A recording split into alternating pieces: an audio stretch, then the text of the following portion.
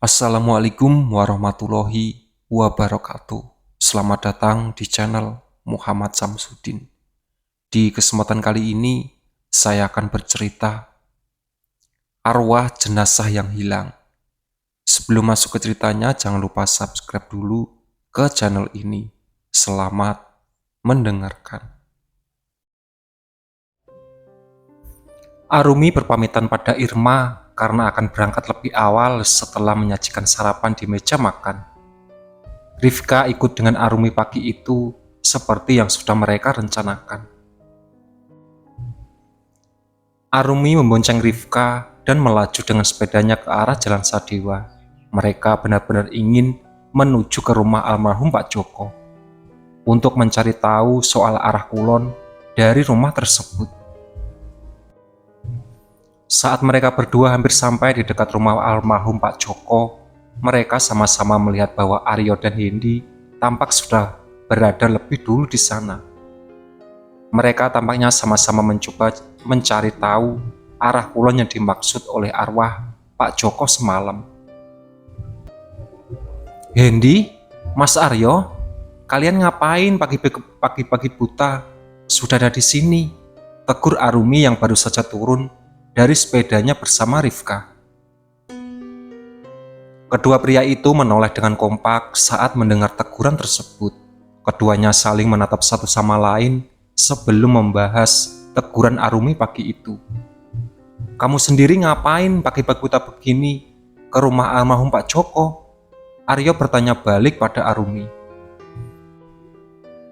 "Untuk mencari tahu soal arah kulon yang disebutkan oleh arwah Pak Joko semalam, tentunya," jawab Rifka. "Itu perbannya belum dibuka, Mas." Aryo pun menatap ke arah lengannya yang masih diperban. "Ya belum, kalau belum bilang perbannya sudah boleh dibuka atau belum?" jawab Aryo. Arumi langsung melipir ke arah Hendi dan merangkul lengan pria itu serta mengajaknya menatap ke rumah Pak Joko.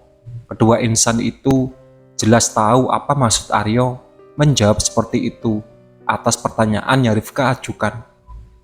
Rifka kini mendekat pada Aryo dan membuka perban pada lengan pria itu.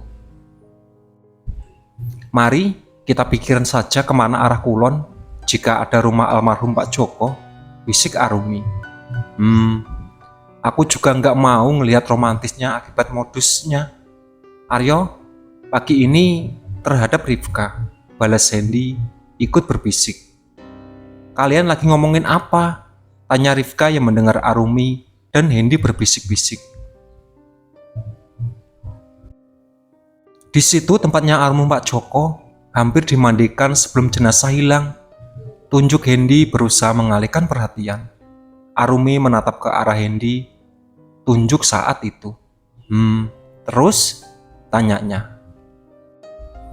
"Semalam arwah Pak Joko bilang kalau dia dibawa menuju kulon kan, berarti yang dimaksud arwah itu adalah ketika jenazahnya mulai melayang dari tempat mandi jenazah, lalu dia dibawa menuju kulon.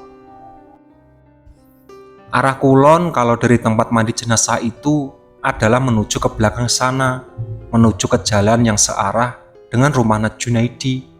Hendi pun teringat dengan arah tersebut.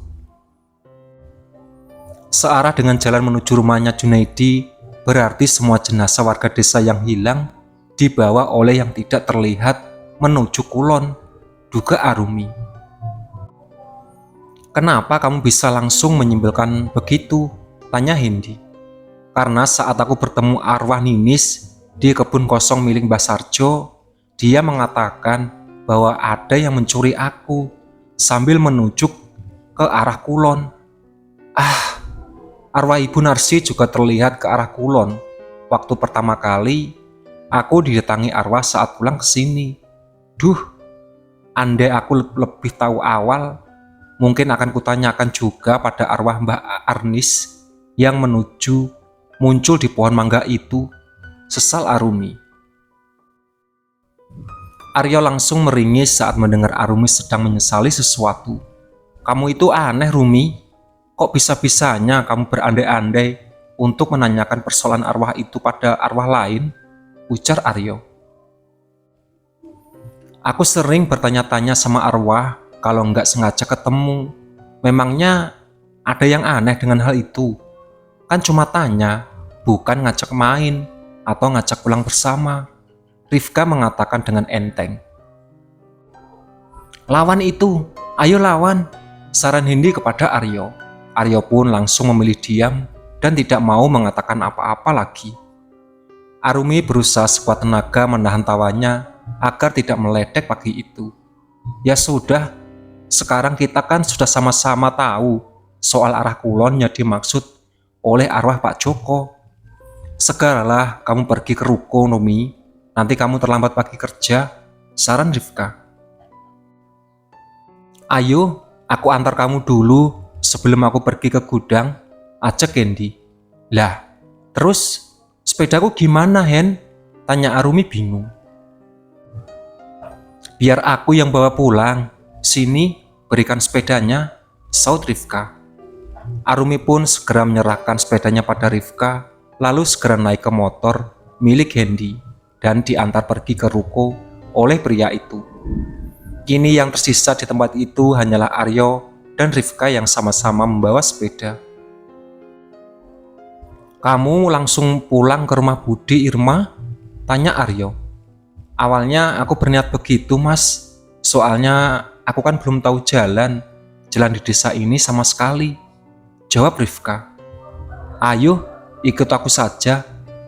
Aku akan bawa kamu ke rumahku atau ke rumahnya Nuning, ajak Aryo.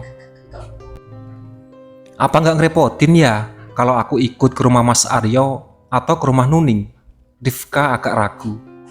Aryo menatap Rifka agak lama kali itu usai mendengar pertanyaan yang diajukan. Kalau kamu menolak ajakanku, lebih baik bilang saja langsung, saran Aryo.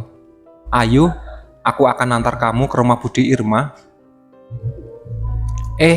Aku nggak berniat menolak. Mas Aryo jangan salah paham. Mohon Rifka yang tampak sangat terkejut. Arumi turun dari motor milik Hendy setelah tiba di ruko milik ayahnya. Ia menyerahkan helm yang dipakainya di tangan Hendy setelah melepasnya. Nanti sore aku akan jemput jam 3 kan? Tanya Hendy ingin memastikan. Iya, kamu benar, jam 3, jawab Arumi. Jangan terburu-buru saat membawa kendaraan. Pelan-pelan saja. Aku pasti akan menunggu kamu sampai datang kok. Iya. Insya Allah, aku akan pelan-pelan saja saat membawa kendaraan.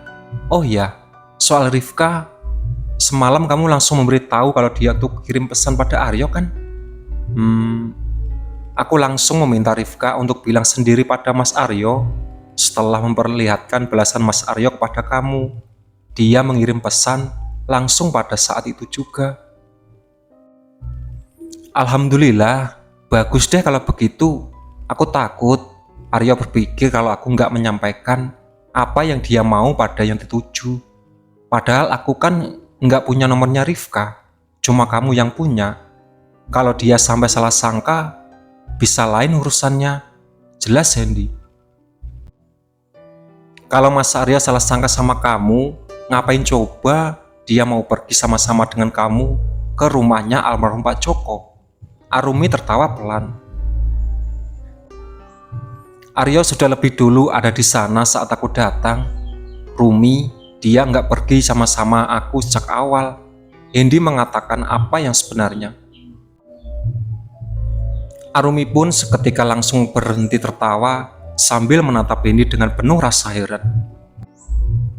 Mau apa Mas Aryo kesana sendiri pagi-pagi buta? Bukankah dia adalah yang paling sering menghindari persoalan tentang arwah ya? Heran Arumi, yang kemudian segera mengeluarkan ponselnya dari dalam saku. Itulah sahabat cerita dari arwah jenazah yang hilang. Ditunggu part selanjutnya. Oke.